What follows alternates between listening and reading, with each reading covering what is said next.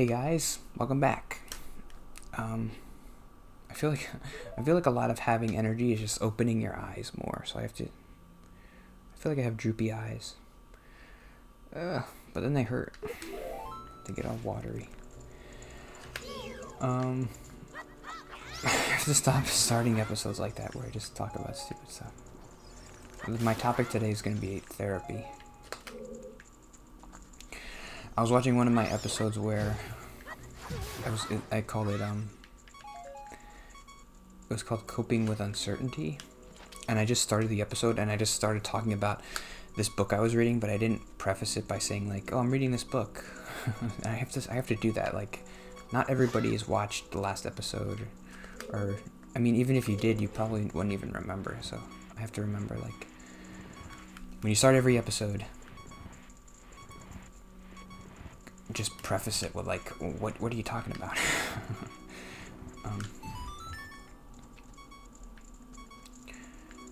So I need to get fire.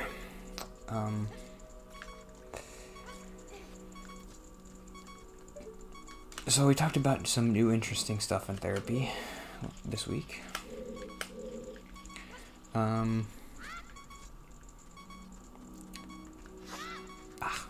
Wrong button. He mentioned, this is the first time we've been mostly talking about like finding a new job, and then also asserting yourself. You have to assert yourself. You're not doing a good job asserting yourself. This is how you assert yourself.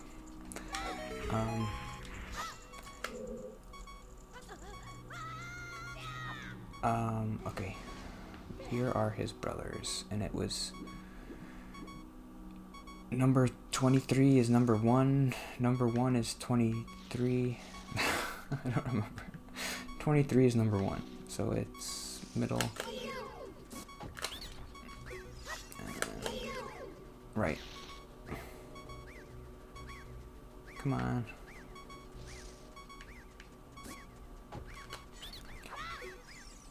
This is the first time he's brought up, like, the first time I was there, he mentioned, like, well, what do you do in your free time? Like, do you have any friends, or do you have a girlfriend, or anything?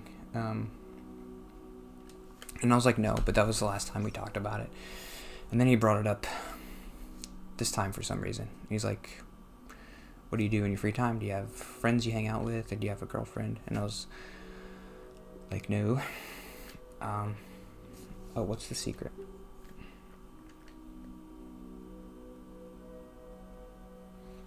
The Coupe de Grace.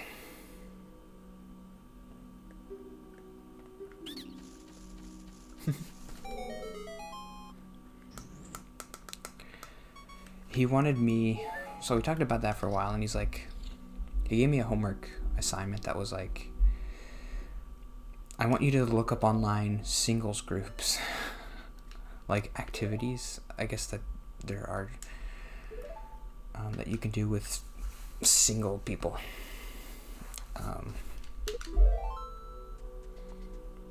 And I was like, I'm forcing myself to consider it, but I know I don't want to do that. I definitely don't want to do that.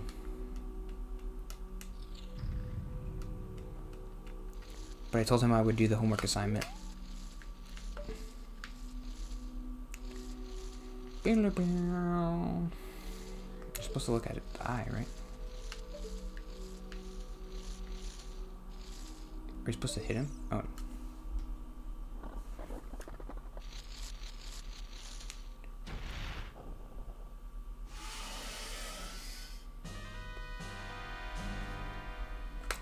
So use the nut and get him. Get him.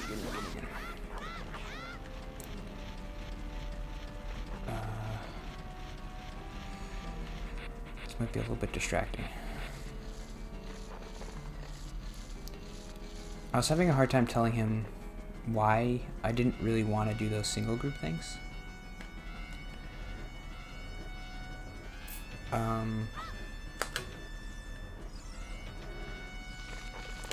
The first thing I brought up was like, well, it would be embarrassing to go by myself, or it'd be hard to talk to people But that's not really the reason.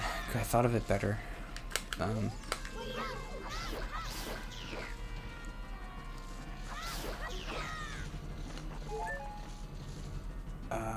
And it's obvious. It's been so long since I've done social stuff like that I kind of forgot why I stopped doing it.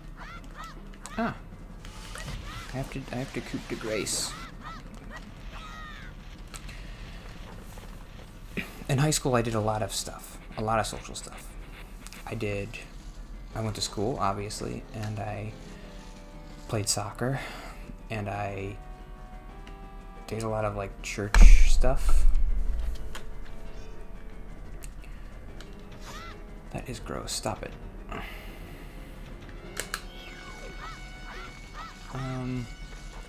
What else did I do? Well, I had a job for all of high school, pretty much. I worked at a pizzeria when I was 15, which I hated. Those twice a week after school, and then I worked at a supermarket, A&P, for like 3 years, which I actually didn't mind for some reason.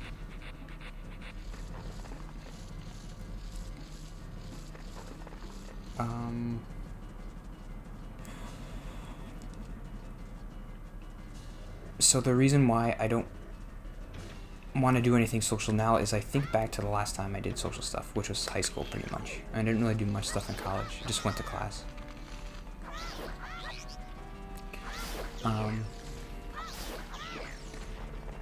And I never enjoyed any of it. I didn't really like playing soccer. I didn't really like school. I didn't really like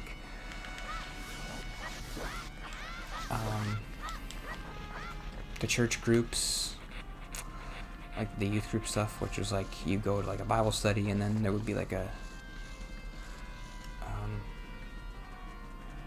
the problem is, and I think this is the interesting part, is like nobody ever bullied me or ever excluded me from anything. Like I was always included with everything. So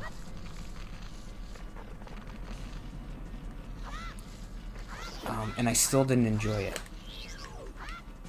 So it's a weird feeling that it's like, well, then it must be something about me. It's not like I'm dealing with like these terrible kids, and I just have to get over that. But it's like me, and I didn't like being around people, and I never enjoyed it. I never looked forward to going to like that church group. And the kids were always, there's nice like high school Christian kids. I don't know, the kids that I was around in high school, they were very nice. They never bullied anybody.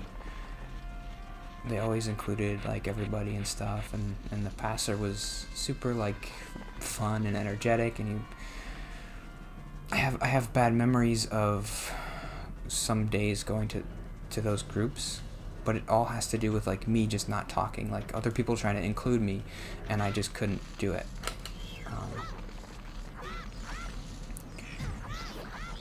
It's hard for me to say that feels worse than bullying, because I was never bullied, and I'm sure, I mean, bullying feels terrible. But when you're bullied, there's a part of me that thinks you can say like, well, these kids are just being jerks. I'm still a good person, like I'm still me, and I still like me. But if nobody's bullying you, and you're not, and you can't connect with people, and you can't enjoy like being around people, then you think it must just be me.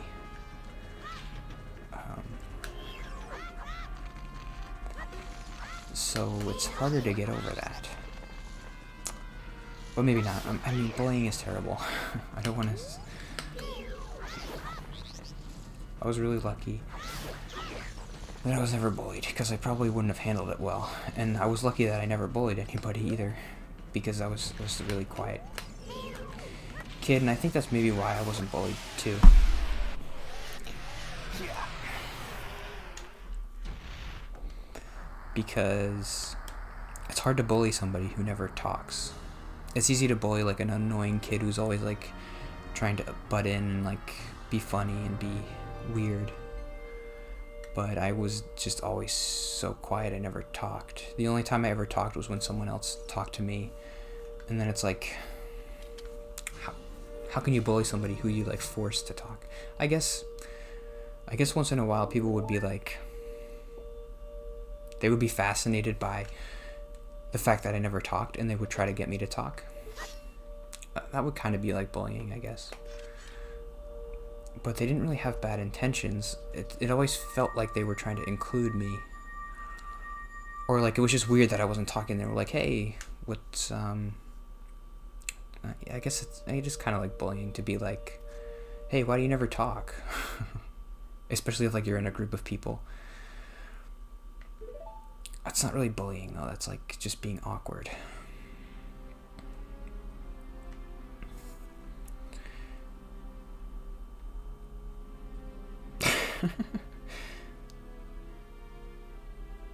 Thou hast verily demonstrated thy courage. This is what it sounds like when Japanese people try to write fancy language. He's so old, he says thou.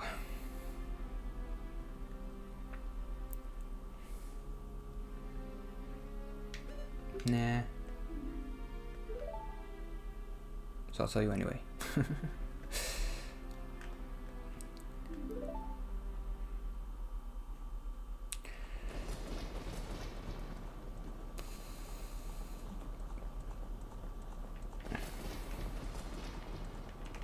There is a lot of story in this game. A lot more than I feel like Link to the Past had.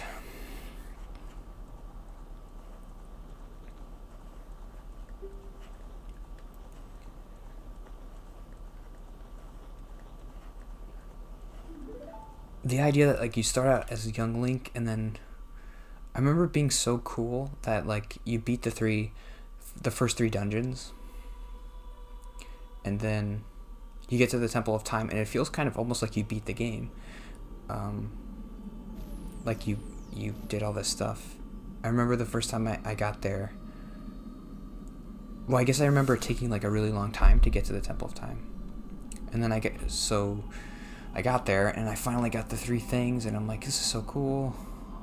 I probably knew what happened next, but it felt like, oh, this is it. Like, I played for so long, and I finally got here. And then you put the sword in the stone, and then there's like a speech where they tell you there's 7 more sages and 7 more dungeons, and you're like, what? That's impossible. Like, how could there possibly be so much game to play? That's crazy. 7 dungeons. I already did 3. And then there's a final dungeon after that.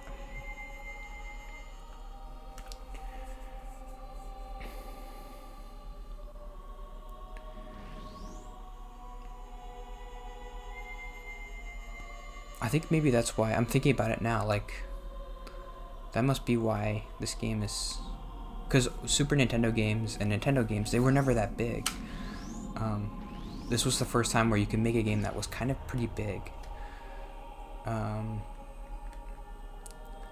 Like, you can beat Super Mario World in like a couple of hours. Like 10 hours, 10 hours. But this game takes a long time. And there's so much stuff. There's so much little stuff. Like, I'm thinking about like those Skulltulas, like they're everywhere that you have to collect them. It's crazy.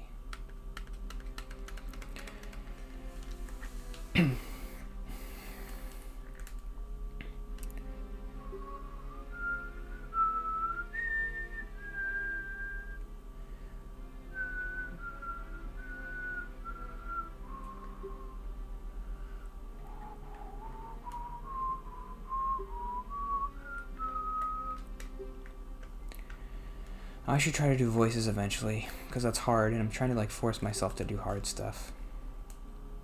I want to do silly voices, because I'm not too good at doing voices.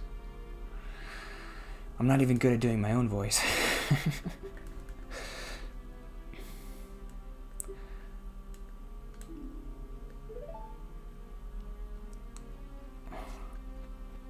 Sturks.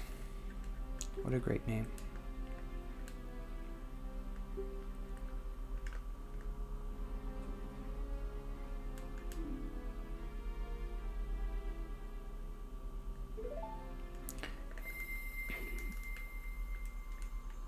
I forget what happened. I didn't read it.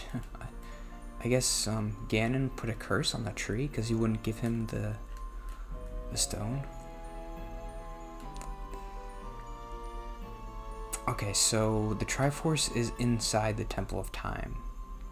And you need the 3 stones to get inside the Temple of Time. So that's why Ganon wants the stones. But Ganon can't get the stones, so he... What does he do? I guess he steals the princess or something?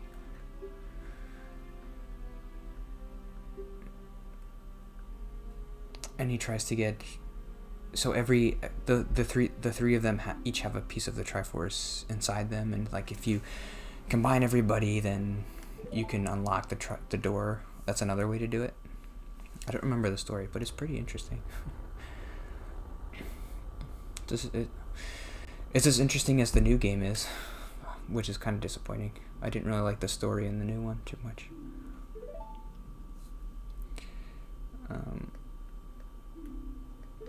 It's weird how similar the new game is story-wise to Horizon Zero Dawn, even though I think they came out like the same time.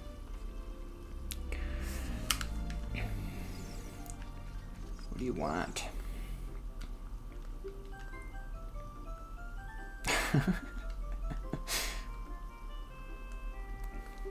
That's kind of funny. The Deku Tree was fine a second ago. I let you through and now he's dead. Did you kill the Deku Tree?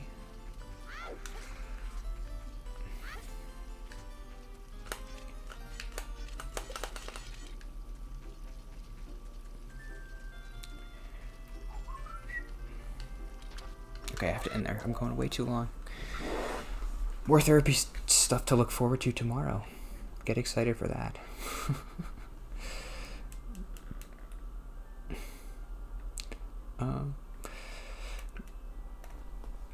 Okay, see you tomorrow.